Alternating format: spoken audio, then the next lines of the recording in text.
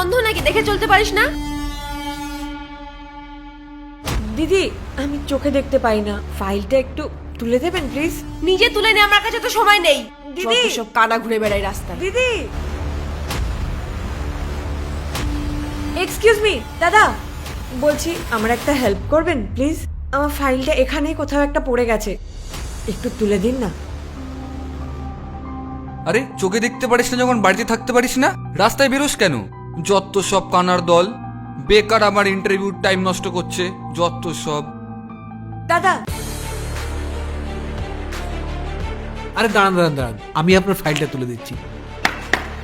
এই নিন এই নিন এই নিন এই নিন। থ্যাংক ইউ দাদা। আরে না না, এটা কোনো ব্যাপার না। আপনি কোথায় যাবেন? আমি এখানে একটা অফিসে এসেছিলাম ইন্টারভিউ দিতে। ও এই তো এখানেই অফিস, আমিও ইন্টারভিউ দিতে এসেছি। চলুন আপনাকেও নিয়ে যাচ্ছি, চলুন। হ্যাঁ আরে আর কত টাইম লাগবে यार, কি জানি আমার নাম্বার কখন আসবে। আরে এটা কোনো চ্যারিটি অফিস না, তোমরা ভুল অ্যাড্রেসে চলে এসেছো। সত্যি কোথা থেকে আসে?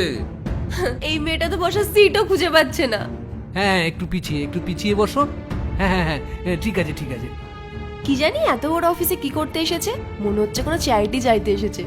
সত্যি আমি এখানে কোনো দান চাইতে আসিনি, আমিও তোমাদের মতো ইন্টারভিউ দিতে এসেছি।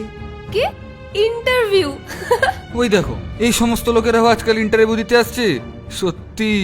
আরে জেঠু, তোমার বাড়িতে বসে আরাম করার বয়স, আর তুমি এসে ইন্টারভিউ দিতে? আর কি পড়ে এসেছে দেখো ইন্টারভিউ দিতে, মনে হচ্ছে কোনো গ্রাম থেকে উঠে এসেছে। একটা ড্রেসিং সেন্স পর্যন্ত নেই, আর এরা নাকি করবে এত বড় কোম্পানিতে চাকরি। আরে তোমাদের মতো অন্ধ আর এই গেও লোকজনদের এত বড় কোম্পানি নেবে না, বুঝলে? তোমরা না বেকার টাইম নষ্ট করছো। সকলের অধিকার আছে ইন্টারভিউ দেওয়ার। মানুষের আসল শক্তি হলো অন্তর্নিহিত ক্ষমতা।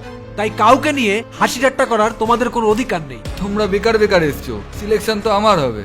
জব তো আমিই পাবো। রূপা দাস কে আছে? আমি আমি আচ্ছা ম্যাডাম, আপনি আসুন প্রথমে। দেখো, যে নাকি একটা লাঠি পর্যন্ত সামলাতে পারে না, সে নাকি করবে এত টাফ ইন্টারভিউ ক্লিয়ার। এর জন্য একে আগে দয়া করে ডেকেছে, জানে পাস করতে পারবে না। ম্যাডাম, এদের কথায় আপনি কিছু মনে করবেন না। এই নিন আপনার লাঠি, আপনি যান। এই রাইট সাইডে হলো অফিসটা। থ্যাংক ইউ দাদা।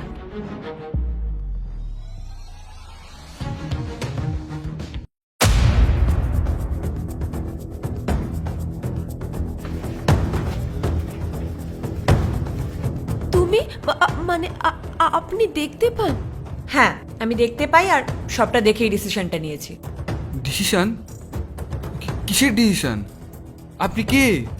ম্যাডাম হলেন এই অফিসের বস, আর ম্যাডামই আপনাদেরকে ডেকেছেন এখানে ইন্টারভিউর জন্য। ম্যাডাম তাহলে এবার বলুন আপনি কাকে সিলেকশন করেছেন? সিলেকশন? কিন্তু ইন্টারভিউ কখন হলো? সেটাই, ইন্টারভিউ তো হয়নি এখনো। ইন্টারভিউ তো তখনই শুরু হয়ে গেছিল যখন তোমরা এই অফিসের গেটে পা রেখেছিলে। অ্যাকচুয়ালি আমার ইন্টারভিউ নেওয়ার টেকনিকটা একটু আলাদা। আচ্ছা আপনার নামটা কি? আমার নাম রঞ্জন কুমার ব্যানার্জি।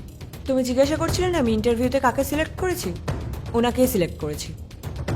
তাহলে আপনি কালকে থেকে জয়েন করতে পারেন, আর তোমরা এখন যেতে পারো এখান থেকে।